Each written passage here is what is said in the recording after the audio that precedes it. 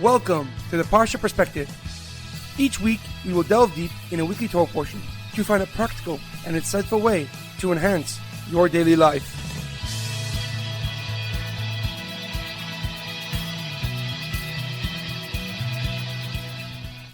Thank you for tuning in. My name is Rabbi Shalom Yamini, and each week we will look into the weekly Torah portion to find practical and insightful ways to enhance your daily life. This week's Parsha Perspective is in honor of our homeland, Eretz Yisrael. May HaKadosh Baruch Hu, may God continue to protect our soldiers, and may God comfort all those who are grieving and give healing to our nation. This week's Parsha Perspective is dedicated in memory of Rabbi Gabi and Rivkah Holtzberg, Hashem Yimkam Damam. They were killed on the 29th of Cheshvan in 2008 while helping Jews in Mumbai, India. May their memory continue to inspire Jews throughout the world to deepen their connection to Hashem. This week's Parsha Perspective is in loving memory of my aunt, Leah Mincha Bas Yaakov Yosef, Edward ben Ephraim, Shlomo ben Edward, and Yerachmiel Daniel ben Gedalia. May their souls be uplifted and may their memories be a blessing. This week's Torah portion is Parshas Toldos, When Nations Stir. Our Parsha begins by introducing us to the third and final forefather of the Jewish people, Yaakov Avinu. His parents, Yitzchak Avinu and Rivkah Imenu, faced a struggle similar to that of Avram and Sarah. For many years, they longed to have children and prayed for a blessing that did not come. Finally, after 20 years, God accepted their prayers and Rivkah gave birth to twins, Yaakov and Esav. Even at birth, the contrast between the brothers was clear. The firstborn, the Bechor, was Esav. He was naturally red, hairy, and full of energy.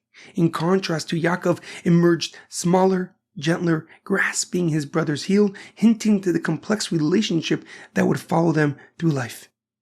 As the boys grew older, their differences became even sharper. Esav became a man of the field, a skilled hunter, and a young man drawn to idolatry, while Yaakov Avinu devoted his life to Torah and to a sincere bond with HaKadosh Baruch Hu. At the age of 123 years old, Yitzchak sensed that it was time that he bestow blessings upon his children. He called for Esav and requested that he hunt an animal and prepare for him a meal, after which he would bless him. Rivkah overheard this conversation and devised a plan to ensure that the blessings would go to Yaakov Avinu. She quickly prepared food and instructed Yaakov to wear Esav's clothing so he could enter Yitzchak's tent in his place. Yaakov did as he was told by his mother. He donned Esav's garments and brought a meal to his father and presented himself as his older brother.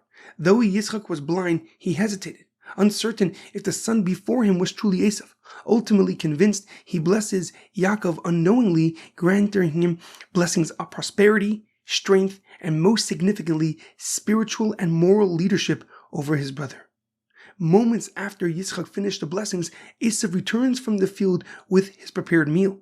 When he entered the tent, Yitzchak realized what had occurred and informed Esav that Yaakov had already received the blessings. Esav was overwhelmed with rage and vowed to kill his brother. Rivkah intervened once again, instructing Yaakov Avinu to flee to Haran, to both find a wife and to escape Esav's fury, setting the next chapter of his life into motion. However, a question comes to mind. Our Parsha introduces us to a moment that should have been filled with pure joy. Yitzchak and Rivkah prayed for 20 years to have a child, and their prayers were finally answered. Yet instead of peace, Rivkah felt turmoil. The pasuk tells us, "Vayisritzu habanim bikirba," and the children struggled within her womb. And she said, "Vatomer im kain lama ze anechi." If so, why do I even exist? Vatelech lidrosh Hashem. So she went to inquire of God. How could Rivkah, who longed for motherhood with every part of her soul, respond with words that almost sound like despair? Why and how does a blessing that she waited for decades to receive bring her to ask why she even exists at all?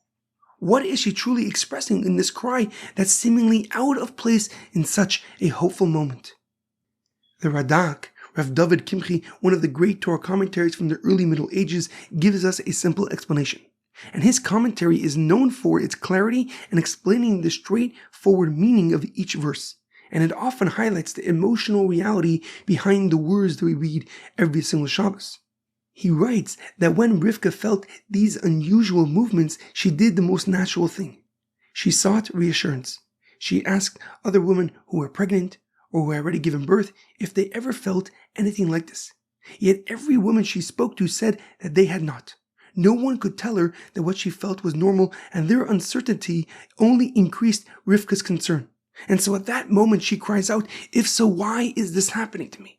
She's not questioning had her desire to be her mother or the blessings she prayed for. She was frightened because she was facing something that she could not explain. The long-awaited gift felt unfamiliar, and she had no one who could guide her or relate to what she was experiencing. According to the Radak, her words came from worry and the fear of the unknown, for a longing to understand from what HaKadosh Baruch Hu was sending her. Unable to find comfort from anyone around her, she turns to Hashem, she turns to God, who provided clarity, and she went to inquire of God, seeking meaning in this moment that felt overwhelming and uncertain. However, the Lubavitcher Rebbe, Rabbi Menachem Mendel Schneerson, gives us a deeper and more profound explanation. And he writes that Rivkah's fear was not fear of discomfort. It was fear of the contradiction. When she passed a place of idol worship, the child inside her pushed to escape. And when she passed a study hall of Torah, a base medrash, the child pushed again. And these were not random movements. They were movements towards two opposite worlds, and she believed that they came from one soul. Rivkah understood that spiritual inheritance for every child is received from both parents. And she knew that Yitzchak's soul was untouched by anything unholy. And if there's even a trace attracting idol worship, then it could not come from him. And that left only one possibility. Coming from a place of deceit and a home of idolatry, she feared that the source of this darkness was herself. And her words were not cries of despair, they were a cry of self-examination. Lama za'anochi was not, why do I exist, but what does this say about me? What does this say about my mission? What does this say about the future that I am meant to build? And the weight of that question pressed into every movement she felt. So the Rebbe writes that Hashem answers her and reveals what she could have never known on her own. That there's no contradiction inside one child. There are two children, each soul with a unique mission and purpose. And it was all shaped by HaKadosh Baruch Hu, by heaven. One soul was drawn to holiness with a purity that reflected her highest hopes. And the other carried potential that was real but deeply concealed. Rivkah was not the source of the struggle. She was the mother chosen to guide the child who would carry the future of the Jewish people. And Rivkah, unlike Yitzchak, was not fooled by Esav's external behavior. She understood who he truly was and acted accordingly, and especially when guiding Yaakov to receive the blessings that would shape the destiny of our nation. Their different perspectives were not a flaw. They were part of a divine design for which each parent carried a role that only they could fulfill. Rivkah's fears become a lesson in how deeply a parent can care. She was not afraid of physical pain or the difficulty of pregnancy. She was afraid of misreading her purpose, of misunderstanding the mission that she had been entrusted with. The Rebbe teaches us that God's response restored her clarity in a way that reached the core of who she was. It assured her that the child that she had been praying for was rooted in holiness and exactly what she needed. And it affirmed that her role, her identity, her spiritual task remained whole and unbroken. And in that moment, she understood that she has been chosen deliberately to be exactly where she needed to be the mother that continues the legacy of the Jewish people. And she saw that she has been given a child who would carry the future of the Jewish people. And the struggle that she felt was never a sign of failure, heaven forbid. It was the first indication that two nations were already awakening inside her.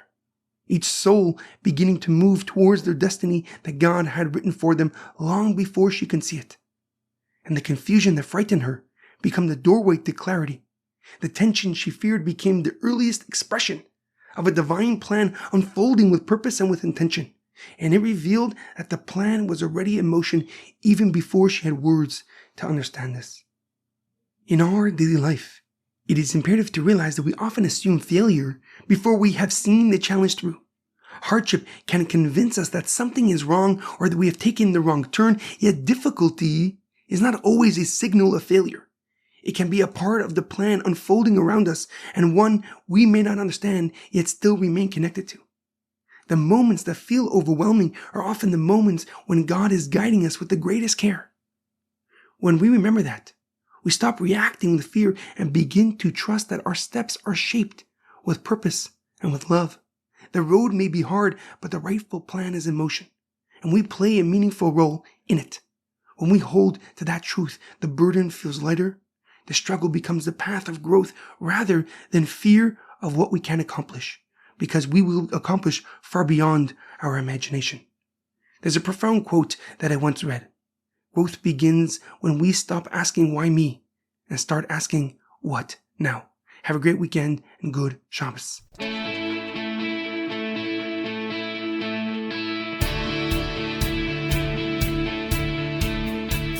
Thank you for tuning in to the Parsha Perspective. Check out our website, theparshaperspective.com. Send thoughts and comments to theparshaperspective@gmail.com. Till next time, thanks for listening.